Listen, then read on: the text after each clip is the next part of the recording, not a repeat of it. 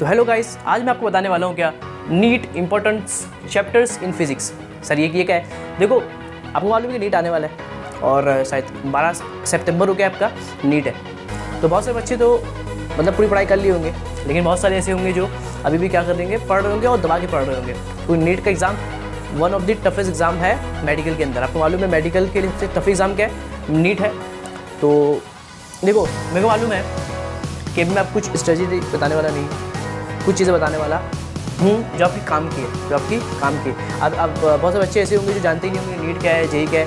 वो उनके लिए मैं क्या करूँगा, बाद में क्या करूँगा, वीडियो बनाऊँगा कि नीट क्या है, जेई क्या है, और दूसरी जो एंट्रेंस एग्जाम होते हैं वो क्यों होते हैं और क्या क्या होते हैं, वो अलग लेक्चर में आपको मतलब अलग उसमें आपको बताया जाएगा वीडियो के अंदर। तो यहाँ पे आज हम बात करेंगे वो स्टूडेंट जो नीट के अंदर है या जो 11वीं और 12वीं के अंदर है, उनके लिए वो इंपॉर्टेंट कुछ आज लेक्चर है उनके लिए, इतना समझ सकते हो वो वीडियो उनके लिए।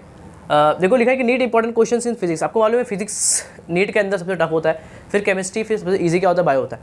बायो टफ होता है, ये बोलना गलत भी नहीं, आसान वो भी नहीं है, क्योंकि बायो बड़ा होता है, उसको पढ़ने में उसमें हालत क्या होती है, ख़राब हो जाती है। लेकिन वो एट द टाइम क्या होता है, सिंपल होता है, बच्चे उसको रट के नंबर लेके आ जाते हैं। जो मैक्सिमम जो नंबर्स कटते हैं वो कहाँ कटते हैं आपको मालूम है? फिजिक्स। कहाँ करते हैं? फिजिक्स के अंदर कटते हैं।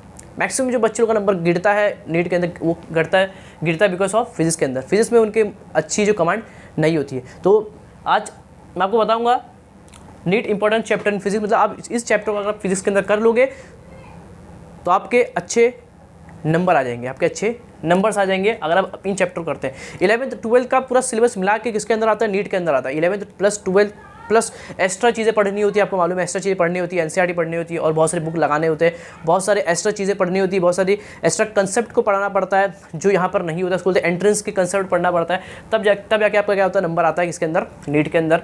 फिजिक्स उसमें से डिफिकल्ट है, बहुत बड़ा टॉपिक असल में। ये भी यहाँ बच्चों लोग की हालत ख़राब हो जाती है क्योंकि वैसे क्वेश्चन बनते नहीं है। तो वही होता है, नीट के बच्चों लोग का कम नंबर आने का सबसे बड़ा रीज़न क्या होता है? नीट होता है, ये फिजिक्स होता है। तो बेसिक चीज़ें मैं आपको बता देता हूँ कि क्या किन चैप्टर का अगर आप कर लेंगे तो आपके अच्छे नंबर्स आ जाएंगे। सर आप कैसे बता सकते हो? बिकॉज ऑफ मुझे इन तमाम चैप्टर्स को मैं बहुत बार पढ़ा चुका हूँ और नीट के क्वेश्चंस भी मैं बहुत बार सॉल्व कर चुका हूँ, बहुत लोग करवा भी चुका हूँ और इन क्वेश्चंस को मैं इजीली कर सकता हूँ, इसलिए मैं आपको बता सकता हूँ। देखो, है बहुत सिंपल। मैंने यहाँ पे 11th और 12th का दोनों लिख दिया है। आपको मैं एक एक करके बताऊंगा कि क्या चीज़ें हैं। देखो, चैप्टर बहुत है। 11th प्लस 12th में अगर पूरे चैप्टर को मिला दिया जाए तो बहुत सारे चैप्टर, 40 से 50 चैप्टर है। अब अच्छी बुक अगर आप देख रहे होंगे, SC में देख रहे होंगे या कोई बड़ी बुक देख रहे होंगे तो आपको मालूम पड़ेगा कि असल में इतना ही नहीं और बहुत बड़ा क्या होता है, सिलेबस होता है। चीज़ें होती है इतनी सी, लेकिन होती है बहुत ज़्यादा बिग, बहुत ज़्यादा बड़े होती है। लेकिन मैंने कुछ आपको 11th 12th के बोर्ड के चैप्टर्स लिख दिए हैं, उससे मैं आपको कुछ चीज़ें बता दूंगा। अब देखो, आपको मालूम होगा कि नीट के अंदर MCQs आते हैं, ये आपको मालूम होगा।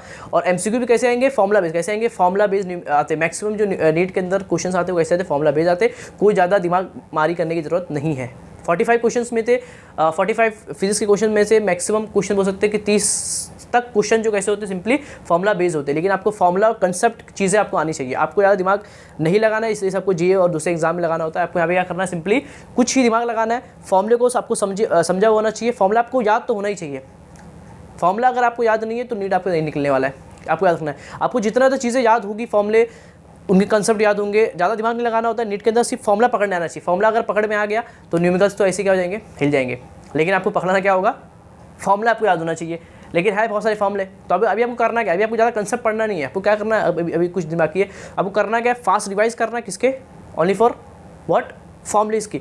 इंपॉर्टेंट फॉर्मूले, इंपॉर्टेंट कंसेप्ट को घपाघप सिर्फ रटना है। क्या करना है? सिर्फ रटना है। क्या करना है? रटना है, समझना है, उनको याद करना है। फॉर्मूले अगर आपको याद है तो आपके लिए वो अच्छा है। अगर फॉर्मूले आपको नहीं याद है तो फिर आपको दिक्कत पैदा हो सकती है। क्वेश्चंस होंगे भाई बहुत सारे, बोला बहुत सारे क्वेश्चन क्या होते हैं, सिर्फ फॉर्मूला बेस्ड होते हैं। आपको फॉर्मूला समझ में आ जाना चाहिए कि हाँ, ये कंसेप्ट में ये फॉर्म लगता है, आप सिंपली अप्लाई कर देंगे and you can get the answer. ये मैं कर चुका हूँ, आपको बता रहा हूँ मैं, समझ रहे? देखो, तो ये रहा 11th का टॉपिक, ये रहा आपका 12th का टॉपिक। 11th में क्या आता है? Units, measurement, vectors, motion of plane, law of motion, chapter name is what, मतलब gravitation, mechanical property of solid, sound, ray optics, current, electricity, magnetism, electromagnetic wave, communication devices. ये आपके 11th के chapter जो अपने आप में क्या है, बहुत ज़्यादा बड़े चैप्टर्स है। 12th की बात की जाए तो रोटेशनल मोशन, उसके अंदर क्या आता है, सर्कुलर मोशन में आ जाता है। Mechanical property of solids, fluid के अंदर फ्लूइड है वो, kinetic theory of gases, thermodynamics and what, oscillation, superposition of wave optics, electrostatics, current, electricity, MEOEC। ये क्या है सर? MEOEC ये है magnetic effects of electric current, magnetism and EMI which is electromagnetic inductions in AC current, dual nature of radiation, atom molecular nuclear, and last chapter which is semiconductors. तो ये बोल सकते हो 11-12 का जो पूरा महाराष्ट्र बोर्ड का जो चैप्टर्स है उनको मैंने आप लिख दिया हूँ, लेकिन इतना ही नहीं, बहुत कुछ पढ़ना होता है, लेकिन आप इसको भी देख के आप समझ सकते हो क्योंकि अपनी बुक भी बहुत हद तक क्या हो चुकी है, NCERT बन चुकी है। वरना आप NCERT बुक के अंदर भी ये चैप्टर्स होंगे, लेकिन कुछ नाम ऊपर नीचे होंगे और चीज़ें ऊपर नीचे होंगी, लेकिन ये चैप्टर्स वहाँ पे भी होंगे। तो इतना बड़ा चैप्टर, इतनी बड़ी चीज़ है ये, हर चैप्टर अपने आप में एक बहुत बड़ा चैप्टर है, उसमें उसी मतलब हज़ारों फॉर्मूले हैं उसके अंदर। तो किन चैप्टर को अगर लास्ट में कर लिया जाए, ये किन चैप्टर को अच्छे से पढ़ा जाए, ये कहाँ से ज़्यादा क्वेश्चन आते हैं, वो मैं आपको क्या करता हूँ, आपको बता देता हूँ। देखो यूनिट्स एंड मेजरमेंट के अंदर आपको ये चैप्टर आपका अच्छा होना चाहिए। आप बोलेंगे सर इसमें तो क्वेश्चन आते नहीं है, आते, लेकिन देखो यूनिट्स एंड मेजरमेंट के अंदर क्या है, आपको बेसिक क्या मालूम पड़ेगा, आपको बेसिक मालूम पड़ेगा जो इन तमाम चैप्टर क्या हो रहा होगा, अप्लाई हो रहा होगा। आप कोई भी फॉर्मूला लिखेंगे तो उसका डायमेंशन निकालने पूछेगा, उसका डायमेंशन बोलेगा निकालने, उसका या और कुछ चीज़ क्या कर सकता है, अपने से पूछ सकता है। तो अब इसके अंदर ये चैप्टर आपको कड़क आना चाहिए, ये तो मतलब बेसिक सबको आता भी है, तो ये चैप्टर आपका एकदम अच्छा होना चाहिए। इसके अंदर ना बहुत सारे बच्चे एरर टॉपिक का नाम एरर, क्या नाम होता है, एरर नाम होता है। एरर नाम के इस टॉपिक को बच्चे छोड़ देते हैं, जो सबसे बड़ी गलती करते हैं। आपको मालूम नहीं होगा कि यूनिट्स एंड मेजरमेंट के अंदर सबसे ज़्यादा इंपॉर्टेंट टॉपिक होता है वो तो एरर। क्या होता है एरर? एरर एनालिसिस के अंदर ही क्वेश्चन आते हैं, और मल्टीपल के नहीं, और based on multiplication on error, ये क्वेश्चन, ये टाइप के क्वेश्चन यूनिट्स मेजरमेंट के अंदर आपने अगर नहीं पढ़ा तो आपके मार्क्स कटने वाले हैं। तो आपको क्या करना है, इसके अंदर यूनिट एंड मेजरमेंट को आपको आना चाहिए, क्योंकि इसके अंदर पूरा बेसिक बताया जाता है कि फॉर्मुला निकलता कैसे, उसका डेरिवेशन कैसा होता है, और सब चीज़ आपको बताने की जरूरत है कि आप सब पढ़ चुके हैं, उसका डायमेंशन कैसे निकलता है। ये चैप्टर आपको बहुत अच्छे से आना चाहिए, ये चैप्टर आपको अच्छे से आना चाहिए, बहुत अच्छे से आना चाहिए। और उसके बाद इसका मैं बोला एरर का जो कंसेप्ट है वो आपको आना चाहिए, एरर आपको आना ही चाहिए, वरना बाद में पछताओगे। एरर की कंसेप्ट आपको आना चाहिए। वेक्टर्स के अंदर सर क्या पढ़ा जाए, देखो वेक्टर्स के अंदर आपको, देखो वेक्टर भी बेसिक है, वेक्टर भी आपको नहीं आएगा तो आपको मालूम है, और दूसरे चैप्टर आपको नहीं आएंगे, तो आपको क्या करना है, वेक्टर कंसेप्ट को क्या करना है, अच्छे से पकड़ के रखना है। वेक्टर के कंसेप्ट्स को अच्छे से क्या करना है, पकड़ के रखना है, ताकि वो क्या होंगे, अप्लाई होंगे। तो वेक्टर आपको क्या करना है, अपने कंसेप्ट को क्या करना है, अच्छे से बार पढ़ लेना। इसमें डॉट प्रोडक्ट और क्रॉस प्रोडक्ट, इनके क्वेश्चन आते ही आते हैं, याद रखना। डॉट प्रोडक्ट और क्रॉस प्रोडक्ट के क्वेश्चन अगर आप भूल गए तो आपका अपने मतलब कुछ नंबर आपने क्या कर दिए, वहीं पे अपने गवा दिए। तो आपको क्या करना है, इसके अंदर जो बेसिक है ना, बेसिक नॉलेज है, डॉट प्रोडक्ट कैसा होता है, क्रॉस प्रोडक्ट कैसा होता है, या फिर अगर दो लाइन परपेंडिकुलर हो तो उनका डॉट क्या होता है, जीरो होता है। अगर दो लाइन पैरेलल हो तो उनका क्रॉस क्या होता है, जीरो होता है। मतलब क्रॉस प्रोडक्ट क्या होता है ना, जीरो होता है। ये दो बोला ना, ये दोनों में से बहुत बार इनमें से क्या होता है, क्वेश्चन आता है ये कंसेप्ट पर। डॉट प्रोडक्ट क्रॉस प्रोडक्ट आप अच्छे से पढ़ लेंगे। रेजोल्यूशन ऑफ वेक्टर्स किस तरह निकाला जाए वो आपको पढ़ लेना है। ये सब चीज़ आपको क्या करना, अच्छे से पढ़ लेना है। इसी चीज़ आपको मालूम होना चाहिए, कोई 3 पॉइंट कोलिनियर है कि नहीं, कोई 3 पॉइंट्स कोप्लेनर है कि नहीं, ये सब क्वेश्चन आते हैं घुमा के, एक फॉर्मूले बेस्ड होते हैं। वॉल्यूम ऑफ पैरेलल पाइप कितना होता है, वॉल्यूम ऑफ समझ रहा है, टेट्राहेड्रॉन कितना होता है, ये सब चीज़ें आपको आनी चाहिए किसके अंदर, वेक्टर्स के अंदर। वेक्टर्स का आपको बेसिक नॉलेज होना चाहिए, क्योंकि वेक्टर्स के बगैर आप इस चैप्टर को अच्छे से नहीं समझ सकते हो, तो ये आपको आना चाहिए अच्छे से। मोशन इन अ प्लेन को भी छोड़ के मत जाना, ये है बहुत simple chapter. Motion in a plane के अंदर आपको क्या पढ़ाया जाता है, काइनेमेटिक्स का पढ़ाया था, काइनेमेटिक्स पढ़ाया था। तो काइनेमेटिक्स आपको अच्छे से पढ़ना है, क्योंकि वो नॉलेज भी आपको आता भी है। उसके अंदर जो बच्चे छोड़ देते हैं, प्रोजेक्टाइल मोशन, क्या छोड़ते हैं, प्रोजेक्टाइल मोशन, और क्वेश्चन वहीं से आता है। तो प्रोजेक्टाइल मोशन को आपको कभी नहीं छोड़ना, हल्के मत लेना, क्योंकि मैक्सिमम क्वेश्चन कहाँ से आते हैं, प्रोजेक्टाइल मोशन के। मैं सब बता देता हूँ कि कहाँ क्या क्वेश्चन आते हैं, फिर लास्ट में बताता हूँ कि आपको बहुत ज़्यादा इंपॉर्टेंट वो भी आपको मैं बता दूंगा। लेकिन अभी मैं आपको बता रहा हूँ कि मोशन ऑफ प्लेन के अंदर आपको एक कंसेप्ट, उसका नाम क्या है, प्रोजेक्टाइल मोशन इन 1D पढ़ के आना है, सॉरी 2D पढ़ के आना। काइनेमेटिक्स इस तरह मोशन होता है, that's called what, parabolic motion, that's called what, parabola. तो आपको पढ़ के आना क्या, काइनेमेटिक्स के अंदर प्रोजेक्टाइल मोशन क्या करना है, आपको अच्छे से पढ़ के जाना है। उसको देखो पढ़ना क्या, नीट में पढ़ना क्या, सिर्फ फॉर्मुला क्या पढ़ना है आपको, फॉर्मुला पढ़ना, हल्के से कंसेप्ट पकड़े चलना है। क्वेश्चन आते एकदम सिंपल है, बच्चे को फॉर्मुला नहीं याद होता है, क्वेश्चन दिख रहा है लेकिन बच्चे को बोले रेंज मालूम करना है, फॉर्मुला नहीं मिल रहा है। रेंज क्या होता है, time period, time of flight आपको मालूम नहीं पड़ रहा है, क्या होता है टाइम फ्लाइट क्या होता है, 2u sin theta by g. What is the height का फॉर्मुला क्या होता है, आपको याद नहीं है, तो क्या करोगे फिर, u square sine square divided by 2g formula होता है। फिर रेंज का फॉर्मुला क्या होता है, 2 sin 2 theta divided by 2g size formula है, ये साइज फॉर्मुला है कि sin 2 theta divided by 2g formula है। ये क्या आपका फॉर्मुला किसका, रेंज का। तो ये 3 फॉर्मुले हो गए। फिर मैक्सिमम रेंज कब होगा, ये सब चीज़ें मतलब बेसिक नॉलेज आपको, बेसिक फॉर्मुले की नॉलेज आपको होनी चाहिए। टाइम फ्लाइट, टाइम ऑफ उसका रेंज कैसे निकलता है, और मतलब चीज़ें हैं। तो आपको प्रोजेक्टाइल मोशन को कभी आपको छोड़ के नहीं आना है, उसके फॉर्मुले तो आपको याद होनी चाहिए। और दूसरी बात रिलेटिव मोशन, सर इसको करके ही जाना है। क्या रिलेटिव मोशन, ये आपको अच्छे से पढ़ना है। क्या रिलेटिव मोशन का आपको क्या करना है, अच्छे से जाना है कि मतलब वो velocity of A as seen by B, ये जो कंसेप्ट है इसको मतलब रिलेटिव मोशन, इसको आपको अच्छे से पढ़ के आना है। कंसेप्ट क्या है, इसका नाम क्या है, रिलेटिव मोशन, इसको आपको अच्छे से पढ़ के आना है। इसके अंदर लॉ ऑफ मोशन, अरे रे इसको तो छोड़ के जाना ही मत, लॉ ऑफ मोशन को छोड़ना ही मत।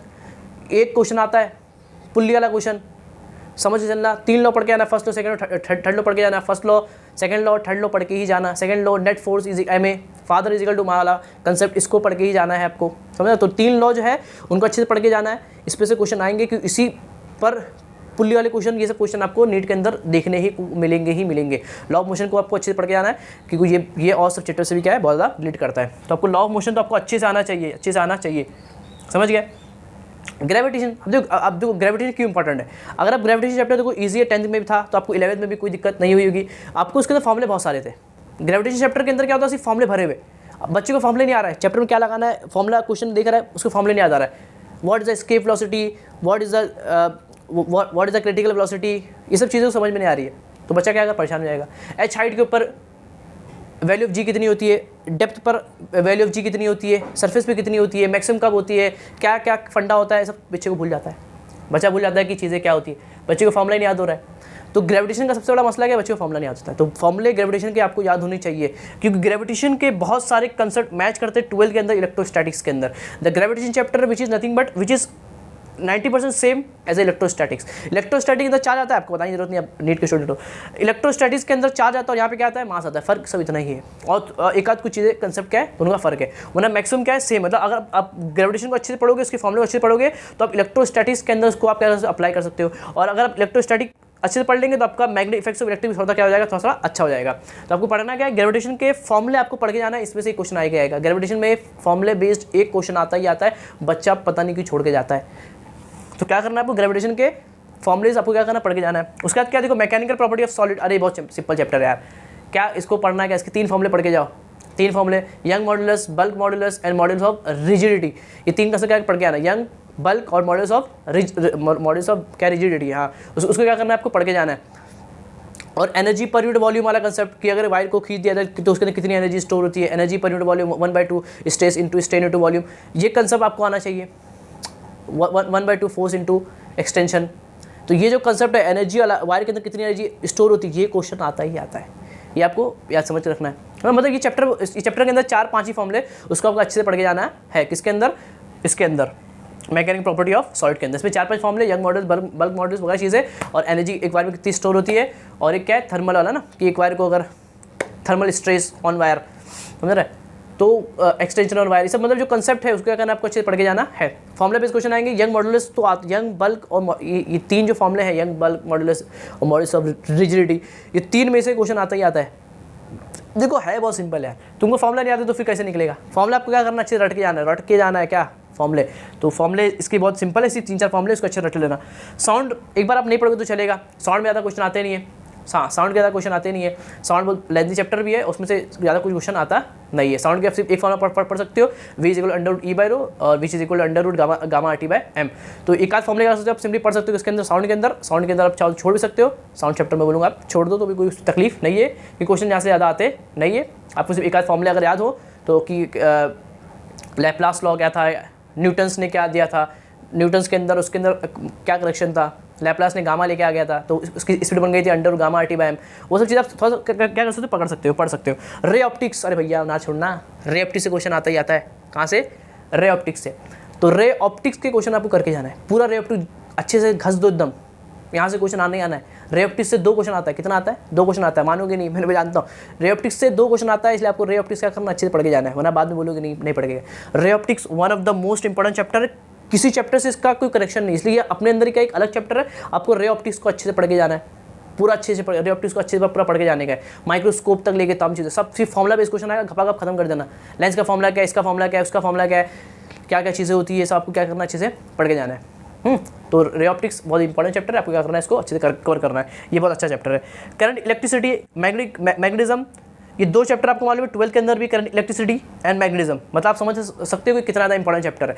करंट इलेक्ट्रिसिटी आपको पढ़ के जाना है, करंट इलेक्ट्रिसिटी, क्योंकि करंट इलेक्ट्रिसिटी और मैग्नेटिज्म ये पूरा पार्ट होता है, इलेक्ट्रो मैग्नेट पार्ट होता है। अगर आप बड़ी बुक उठा रहे होंगे तो डीसी पढ़ने वाला, तो वहाँ पे लिखा होता है इलेक्ट्रोमैग्नेट सेक्शन। इलेक्ट्रोमैग्नेट का क्या होता है कंसेप्ट, इलेक्ट्रोमैग्नेट के अंदर सब आता है, करंट इलेक्ट्रिसिटी, मैग्नेटिज्म, ये सब चीज़ उसके अंदर आता है। तो करंट इलेक्ट्रिसिटी और मैग्नेटिज्म बहुत छोटा, मैग्नेटिज्म कितना सा है, 5-6 पेज का नहीं है, तो उसको तो आपको फॉर्मुला करके खत्म कर दोगे। बात है करंट इलेक्ट्रिसिटी की, यहाँ से कुछ आता ही आता है। करंट इलेक्ट्रिसिटी छोड़ दिया तो फिर करंट लगेगा पेपर के अंदर क्या लगेगा, करंट लगेगा। मतलब क्या करना है आपको, करंट इलेक्ट्रिसिटी क्वेश्चन क्या करना है आपको, इजीली पढ़ के जाना है। क्या फॉर्मूले पढ़ के जाओ। क्या ड्रिफ्ट वेलोसिटी क्या होता है, इससे पहले पेपर में आता सिर्फ ड्रिफ्ट वेलोसिटी के फॉर्मूले पे क्वेश्चन आता है। ड्रिफ्ट वेलोसिटी के फॉर्मूले पे -EE/ml tau average, -EE/ml divided by -EE/ml tau average drift velocity, ये सब चीज़ें आपको पूछेगा। Current informal drift velocity, Veena क्या फॉर्मूला था, वीना, ये सब चीज़ जो आपने पढ़ के आए, वहाँ पर टाइम नहीं आ पढ़ाने वाले का। तो क्या करना है आपको, करंट इलेक्ट्रिसिटी के जो फॉर्मूले हैं, ड्रिफ्ट वेलोसिटी, ड्रिफ्ट वेलोसिटी, उसके बाद जो आगे जो चीज़ें हैं, बैंड वाला चीज़ है, बैंड उसको समझ के जाना, कलर कोडिंग वो आपको थोड़ा पढ़ के जाने का है। 11th के करंट इलेक्ट्रिसिटी के अंदर ज़्यादा क्वेश्चन नहीं आते हैं। हाँ 11th के अंदर सीरीज पैरेलल कनेक्शन तो छोड़ के जाना ही मत, वरना पछताओगे। Series parallel connection in resistance, अगर दो रेजिस्टेंस सीरीज में होंगे, पैरेलल में होंगे, तो किस तरह से इक्विवेलेंट निकलेगा, वो चीज़ें अच्छे से पढ़ के जाना, वहाँ से क्वेश्चन आएंगे ही आएंगे। ड्रिफ्ट वेलोसिटी पढ़ लेना, समझ में आ जाएगा। रेजिस्टेंस, अगर एक वायर को गर्म किया जाए तो वो क्या होता है, एक वायर को गर्म किया जाए तो उसका रेजिस्टेंस बढ़ता है, फॉर्मूला आपको मालूम होगा क्या होता है, अल्फा बोलते हैं कोफिशिएंट ऑफ, भूल गए क्या, तो आपको अच्छे से क्या करना है, पढ़ना है। Coefficient of resistance R2 - R1 divided by R1 और T2 - T1, ये फॉर्मूला आपको याद होगा कि अगर ये बहुत इंपॉर्टेंट क्वेश्चन आता है यहाँ से, बहुत इंपॉर्टेंट, कि अगर एक कंडक्टर है उसको गर्म किया जाए तो क्या होता है, उसका रेजिस्टेंस क्या होता है, टाइम के साथ बढ़ता है। तो उसमें अल्फा क्या होता है, कोफिशिएंट ऑफ रेजिस्टेंस होता है, alpha which is equal to R2 - R1 divided by R1 T2 - T1 which is what formula. तो क्या करना है आपको, उसको पढ़ के आना है, रेजिस्टेंस वाला, मतलब और क्या पढ़ना है आपको, कंडक्टर्स, सेमीकंडक्टर्स के अंदर रेजिस्टेंस का क्या होता है, ये ग्राफ बहुत पूछता है इसका, कंडक्टर के अंदर बढ़ता है, सेमी के अंदर नीचे आता है, मतलब ग्राफ पढ़ के जाना है विथ टेम्परेचर, ये सब चीज़ें आपको पढ़नी है। 11th के अंदर देखो चीज़ों को ना, जब लास्ट में ना चीज़ों को, फॉर्मूले को समझ के आगे बढ़ो, टाइम इतना नहीं है ना, तो फॉर्मूला इसके क्या करना है आपको, पढ़ के जाना है। मैग्नेटिज्म क्या पढ़ोगे, कुछ है ही नहीं इसके अंदर, क्या पढ़ोगे, 12th के अंदर पढ़ लेना, 11th में कुछ काम का है नहीं। इलेक्ट्रोमैग्नेटिक वेव, अरे मत छोड़ना, इलेक्ट्रोमैग्नेटिक वेव थ्योरी पढ़ के जाना, कुछ आता ना ऐसा कि short notes of electromagnetic wave ऊपर के चला ना, क्वेश्चन बन जाएंगे।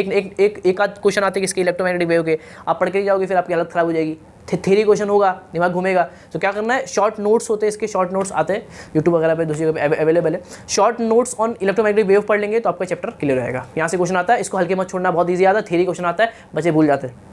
लास्ट में कम्युनिकेशन डिवाइसेस जो क्वेश्चन है, इससे भी एक क्वेश्चन आता है, इसका भी आप क्या कर लेंगे, थ्योरी जो बहुत थ्योरी पूरा थ्योरी है, तो पढ़ना क्या है, थ्योरी तो क्या करना है, इसके जो शॉर्ट नोट्स आते हैं, सबके शॉर्ट नोट्स में से जो इंपॉर्टेंट नोट्स क्या करना है, इसको सिंपली आपको पढ़ लेना है कि वहीं से क्वेश्चन आने वाले, थ्योरी आएंगे, न्यूमेरिकल से है नहीं।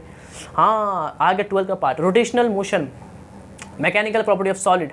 इसमें क्या देखो, रोटेशनल मोशन आप, अगर आपको बहुत वो लग रहा है, टफ लग रहा है, तो आप छोड़ सकते हो, बोले सर ऐसा क्यों, हाँ छोड़ सकते हो, रोटेशनल छोड़ देना, सर्कुलर थोड़ा पढ़ लेना, क्योंकि सर्कुलर के क्वेश्चन एक आध आ जाते हैं, बच्चा मतलब इजी भी होते हैं, बच्चा नहीं पढ़ के जाता है तो फिर बोलता है क्या है, इसका थोड़ा सा फॉर्मुला वाला पढ़ के जाना, और चाहो तो फिर इसके भी हल्के फुल्के एक आध फॉर्मुला, टॉर्क पढ़ के आना, torque which is equal to R cross F RF sine theta. तो रोटेशनल मोशन की सिर्फ एक आध इंपॉर्टेंट फॉर्मुले, टॉर्क पढ़ लो, मोमेंट ऑफ इनर्शिया कैसे निकालते हैं, एक आध बॉडी का रट लो, कि कितनी बार क्वेश्चन इससे पहले के साथ क्वेश्चन आया था, find the moment of inertia of sphere of solid sphere, simply लगाना formula 2/5 mr², then we can get the answer. But कैसे करते हैं, जब आएगा ही नहीं तो कैसे करोगे, तो फॉर्मुला आपको क्या होना चाहिए, याद होना चाहिए। तो moment of inertia of different bodies पढ़ लो, टॉर्क पढ़ लो, मोमेंट ऑफ फोर्स पढ़ लो, और कुछ इंपॉर्टेंट चीज़ें, conservation of momentum, angular momentum कर लो, ताकि यहीं से क्वेश्चन ज़्यादातर आते हैं। सर्कुलर मोशन आप कर सकते हो, ये भी इंपॉर्टेंट क्वेश्चन आता है सर्कुलर मोशन से। Conservation of energy, conservation of energy वाला कंसेप्ट याद रखना कि अगर इस पॉइंट पे इतनी वेलोसिटी है, अगर आपको एक गेंद को फेंका जाए तो इस पॉइंट पे इसकी कितनी स्पीड होगी, सर्कुलर मोशन, झूला वाला क्वेश्चन। तो वो सब क्या करना है आपको, सर्कुलर मोशन के अंदर क्या करना है, फॉर्मुले, देखो फॉर्मुले है इंपॉर्टेंट, कंसेप्ट आपको आते हैं, फॉर्मुले आप भूल जाओगे, तो वही फॉर्मुला पे क्या करना है आपको अच्छे से देख लेना है। मैकेनिकल प्रॉपर्टी ऑफ फ्लूइड, देखो फ्लूइड बहुत बड़ा टॉपिक है, बहुत बड़ा है, क्या करोगे, तो कुछ नहीं करना है आपको, फ्लूइड के अंदर इंपॉर्टेंट कुछ चीज़ें देख लो, विस्कोसिटी देख लो। देखो मैं बता रहा हूँ डायरेक्ट टॉपिक कहाँ से आता है, यहाँ से आप विस्कोसिटी छोड़ के जाओगे तो आपकी एड बच जाएगी। तो क्या करना है आपको, विस्कोसिटी का चीज़ें पढ़ के आना है, viscosity, terminal velocity, viscosity and friction in solid, ये पूरा जो कंसेप्ट है उसको आपको अच्छे से पढ़ के जाना है। बर्नौलीज थ्योरम आप छोड़ भी सकते हो, बर्नौलीज छोड़ दो, इक्वेशन ऑफ कंटिन्यूटी छोड़ दो, सब छोड़ दो, लेकिन पढ़ के जाना, विस्कोसिटी वाला कंसेप्ट छोड़ के मत जाना, 6π ईटा/v, वो छोड़ के मत जाना। काइनेटिक थ्योरी ऑफ गैसेस मत छोड़ना भैया, सबसे इजी चैप्टर है, यहाँ से क्वेश्चन इजी आते हैं, फॉर्मुला आपको आना चाहिए। काइनेटिक थ्योरी ऑफ गैसेस के अंदर और थर्मोडायनेमिक्स, ये दोनों असल में एक पार्ट होता है, ये दोनों हीट का पार्ट है। Kinetic theory of gases and thermodynamics, ये दोनों इंपॉर्टेंट चैप्टर है, इनको मत छोड़ना, इजी टॉपिक है, सिंपल क्वेश्चन आएंगे, आप कर सकते हो। काइनेटिक थ्योरी ऑफ गैसेस के अंदर अजम्पशन देख के जाना, अजम्पशन चारों में से कोई एक अजम्पशन बोले, इसमें कौन सा अजम्पशन नहीं है, तो ये सब पढ़ के जा सकते हो आप। मैं आपको सब बता रहा हूँ, सब बता रहा हूँ, एक टॉपिक बता रहा हूँ कि इन डिटेल किसमें से कितना क्वेश्चन आ सकता है। काइनेटिक थ्योरी ऑफ गैसेस के अंदर आप पढ़ सकते हो, आप चाहो तो स्टीफेंस लॉ मत छोड़ना, किरचॉफ लॉ मत छोड़ना, इमिसिविटी मत छोड़ना। ये 3-4 कंसेप्ट है ना, मत छोड़ना। ब्लैक बॉडी का कंसेप्ट तो आपको मालूम है, आप पढ़ने की जरूरत नहीं है। स्टीफेंस लॉ मत छोड़ना, स्टीफेंस, किरचॉफ, इमिसिविटी, ये सब जो कंसेप्ट है ना, इमिसिव पार, एब्जॉर्प्टिव पार, और मेन लास्ट इंपॉर्टेंट वो है किरचॉफ लॉ और Newton's law of cooling. Newton's law of cooling, Stephen's law, Kirchhoff law, ये 2-3 लॉ अच्छे से पढ़ के जाना लास्ट के, जहाँ से फॉर्मूले आते हैं। और एक चीज़ कोई छोड़ना ही मत, एक वाला कि एक कंटेनर के अंदर गैस भरी हो तो गैस उसके वॉल पे कितना प्रेशर लगाती है, 1/3 rho C square RMS, 1/3 mass into volume C² RMS। वो क्वेश्चन छोड़ के मत जाना, वरना लग जाएंगे। वो एकदम अच्छे से पढ़ के जाना कि वो जो फॉर्मूला है वो उसको अच्छे 1/3 रो C² RMS कितना प्रेशर लगाता है गैस उसके वॉल के कंटेनर पर। तो वो फॉर्मूला आपको पढ़ के जाना, कुछ मत पढ़ो, भूल जाओ सब, लेकिन वो फॉर्मूला मत भूलना, वहाँ से क्वेश्चन आएगा। वहाँ से क्वेश्चन आता है हर साल वो फॉर्मूले पे क्वेश्चन आता है। तो फॉर्मूले पढ़ के जाना है किसके, काइनेटिक थ्योरी ऑफ गैसेस के। RMS स्पीड कितनी होती है, 3 तरह की स्पीड होती है, तीन तरह की स्पीड होती है। मैक्सवेल डिस्ट्रीब्यूशन वाला वो ग्राफ पढ़ के जाना, 3 तरह की स्पीड होती है, CRMS average, most probable speed, average, CRMS and most, ये अंडर रूट। CRMS क्या होता है, एवरेज क्या होता है, मोस्ट मतलब प्रोबेबल स्पीड क्या होती है, ये 3 स्पीड होती है। ये कैसे, कौन किसमें ज़्यादा क्या कम, ये जो कंसेप्ट इसको आपको पढ़ के जाना है किसके अंदर, काइनेटिक थ्योरी ऑफ गैसेस के अंदर। और स्टीफेंस लॉ तो छोड़ना ही मत यार, स्टीफेंस लॉ और गैस कितना प्रेशर लगाती है वॉल ऑफ कंटेनर पे, इसको छोड़ के मत जाना, इसी क्वेश्चन आने वाला है। थर्मोडायनेमिक्स के अंदर क्या पढ़ोगे सर, अरे बहुत बड़ा चैप्टर, बहुत बड़ा टॉपिक है, अरे कुछ मत पढ़ना। इंटरनल एनर्जी फर्स्ट लॉ पढ़ लो, वो वर्क डन और हीट पढ़ लो, चैप्टर खत्म। मैक्सिमम क्वेश्चन यहीं से आने वाले हैं। मैक्सिमम क्वेश्चन कहाँ से आते हैं, वर्क डन पे, हीट पे, फर्स्ट लॉ ऑफ थर्मोडायनेमिक्स पे, सेकंड लॉ तो उससे ऊपर पर देख लो, वहाँ उसको पढ़ लो हल्का सा, और इंटरनल एनर्जी पढ़ लो। बस यहीं से क्वेश्चन आएंगे किसके अंदर, थर्मोडायनेमिक्स के अंदर। अच्छे से पढ़ के आना। देखो ये चैप्टर क्यों इंपॉर्टेंट है, मैं ये 2 चैप्टर क्यों बोल रहा हूँ, तो ये 2 चैप्टर अगर पढ़ लेंगे तो आपको केमिस्ट्री का क्वेश्चंस भी आपके बन जाएंगे। केमिस्ट्री के अंदर भी एक आध चैप्टर है थर्मोडायनेमिक्स, उसके अंदर भी है, तो वो पूरा आपको क्लियर होगा अगर आप ये 2 अच्छे से इनको क्या करोगे, अच्छे से पढ़ोगे। तो करना क्या आपको, इसको क्या करना, आपको अच्छे से क्या करना, इन डिटेल पढ़ना है। ऑसिलेशन तो पढ़ के मत, अरे इसको मत छोड़ना भैया, ऑसिलेशन सबको आता है भैया, ऑसिलेशन इसको पढ़ के मत जाना। ऑसिलेशन F = -kx, इसकी स्पीड एक्सेशन कितना होता है, वेलोसिटी कितना होता है, डिस्प्लेसमेंट कितना होता है, कितनी एनर्जी स्टोर होती है। अरे इसके कुछ इसके फॉर्मूले पढ़ के जाना, ऑसिलेशन के बहुत अच्छे से क्वेश्चन बनते हैं, फॉर्मूले बेस्ड होते हैं, लगा के आंसर आता है। लेकिन आपको क्या करना है इसके सबके, देखो सुपरपोजिशन ऑफ वेव्स के अंदर आप बीट वगैरह पढ़ लो तो आपका काम हो जाएगा। बीट्स वगैरह पढ़ लो ना, छोड़ दो तो भी चलेगा, बीट वगैरह पढ़ लो, बीट और डॉपलर इफेक्ट मत छोड़ना, और सब छोड़ दो। किसके अंदर, वेव्स के अंदर बीट पढ़ लो, डॉपलर इफेक्ट पढ़ लो, और क्या पढ़ोगे, हाँ वो तो भूल गया भैया, law of tension, law of length और लॉ ऑफ टेंशन पढ़ के जाना, वो भी इंपॉर्टेंट होता है। Sonometer 1, sonometer 2। वे ऑप्टिक्स छोड़ दो, क्वेश्चन बनते नहीं है, एक आध फॉर्मूले पढ़ना है तो पढ़ लो ना, वे ऑप्टिक्स छोड़ दो, बहुत हार्ड टॉपिक होता है। बोले सर आपके लिए हार्ड है, नहीं हार्ड मतलब कैसा कि इसके क्वेश्चन आप नहीं बनेंगे, थोड़े से डिफिकल्ट होते हैं। वे ऑप्टिक्स के क्वेश्चन नहीं बनते क्योंकि बच्चे को कंसेप्ट इतना डेप्थ में आता नहीं, क्योंकि कोई डेप्थ वाला क्वेश्चन बनते, तो आप इसको छोड़ सकते हो। इलेक्ट्रोस्टैटिक्स के आप फॉर्मूले पर रट लेना, नीट में इतना हार्ड नहीं आएगा कि क्वेश्चन ना बने, फॉर्मूले बेस्ड होंगे, फॉर्मूला लगाना होगा।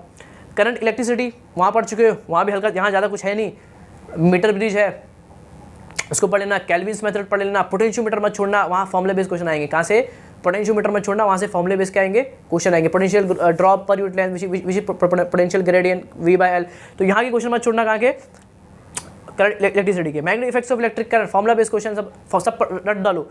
यहाँ के जितने चैप्टर है सबके फॉर्मूला रट डालो। Magnetic effects of electric current के फॉर्मूला रट डालो एकदम, कि एक स्ट्रेट वायर की वजह से एक स्ट्रेट वायर की वजह से ए डिस्टेंस में कितनी मैग्नेटिक फील्ड बनेगी, सर्कुलर लूप के सेंटर में कितनी मैग्नेटिक फील्ड बनेगी, सेमी सर्कल की से कितनी मैग्नेटिक फील्ड बनेगी, एक सर्कुलर लूप के से एक्स डिस्टेंस पे कितनी मैग्नेटिक फील्ड बनेगी। बहुत इंपॉर्टेंट भैया, भूल मत जाना, समझ रहे हो।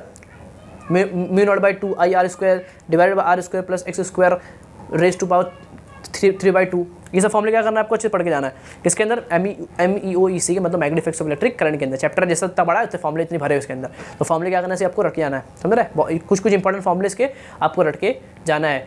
MCG मत छोड़ के जाना भैया, MCG moving coil galvanometer, ammeter volt meter मत छोड़ के जाना। गैलोमीटर, एमीटर, वोल्ट मीटर इसको पढ़ लेना, और कुछ फॉर्मूले इसके इंपॉर्टेंट बता ना, वो सब कर लेना, तो आपके यहाँ से क्वेश्चन बन जाएंगे। आपको फॉर्मूले से पढ़ के जाना है। मैग्नेटिज्म छोड़ दो भैया, क्या है, एक आधी फॉर्मूले है, पढ़ लेना। मैग्नेटिज्म को 2 मिनट पढ़ने लगता है, पढ़ के खत्म कर देना, कुछ ज़्यादा है नहीं। EMI और AC के अंदर ये बड़ा चैप्टर होते हैं, आपको मालूम है, बड़े चैप्टर होते हैं, यहाँ से क्वेश्चन अपने बनने वाले हैं नहीं, तो चाहो तो उसको छोड़ दो। क्यों बोलो सर, नीट वाले बच्चे इतना दिमाग लगा नहीं पाएंगे। EMI और AC के अंदर बड़ा चैप्टर होता है, क्या होता है सर, बहुत बड़ा चैप्टर है। EMI के अंदर आपको बहुत ज़्यादा चीज़ें पढ़नी है। Faraday first law, second law, देख Faraday first law second law एक बार देख लेना, और सेल्फ और म्यूचुअल इंडक्टेंस देख लेना। AC सर्किट के अंदर क्या पढ़ोगे सर, इतना बड़ा चैप्टर है, जो ना पढ़े वो ना पढ़े तो अच्छा है, इसी बहुत बड़ा टॉपिक है उसका। जो पढ़ चुका है तो अच्छे से एक बार उसके फॉर्मूले क्या करना है, एक बार रिवाइज कर लेना। किसके? एसी के अंदर जो फॉर्मूले क्या करना है आपको रिवाइज कर लेना है कि उसका जो तीनों कनेक्शन है, एलसीआर कनेक्शन क्या करना है, सीआर एलसीआर कनेक्शन सब क्या करना है आपको अच्छे से पढ़ लेना है। ड्यूल, अरे इसको मत छोड़ना यार, dual nature and atom molecule nuclei, इसको मत छोड़ना। अरे यार ये क्या है, मॉडर्न फिजिक्स, क्वेश्चन एकदम हलवे आते हैं, हलवे फॉर्मूला याद होना चाहिए। ड्यूल नेचर एटम मॉलिक्यूल ये होता है सब में किसका, मॉडर्न क्या होता है, फिजिक्स क्या होता है, ये एक पार्ट होता है। इसके क्वेश्चंस आते 4 क्वेश्चन तक आते हैं किसके, मॉडर्न फिजिक्स के, मतलब dual nature and atom molecule nuclei के। क्वेश्चन बहुत ही सिंपल होंगे, सिंपल फॉर्मुला बेस्ड होंगे, आपको फॉर्मुला याद होना चाहिए बस। फॉर्मुला नहीं याद हो तो काम खत्म हो गया। इसके अंदर ड्यूल नेचर के अंदर एक ही फॉर्मुला है, kinetic energy which is equal to hν minus work function. और ये ना kinetic energy is equal to hν minus work function.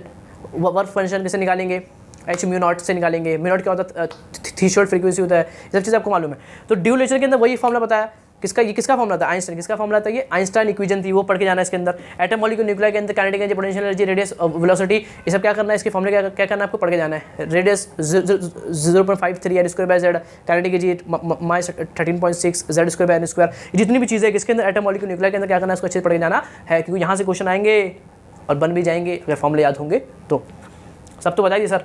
Semiconductors छोड़ दो अगर समझ में नहीं आ रहा है, वरना है तो बहुत सिंपल, एक बार देख सकते हो, वरना इतना इंपॉर्टेंट नहीं है।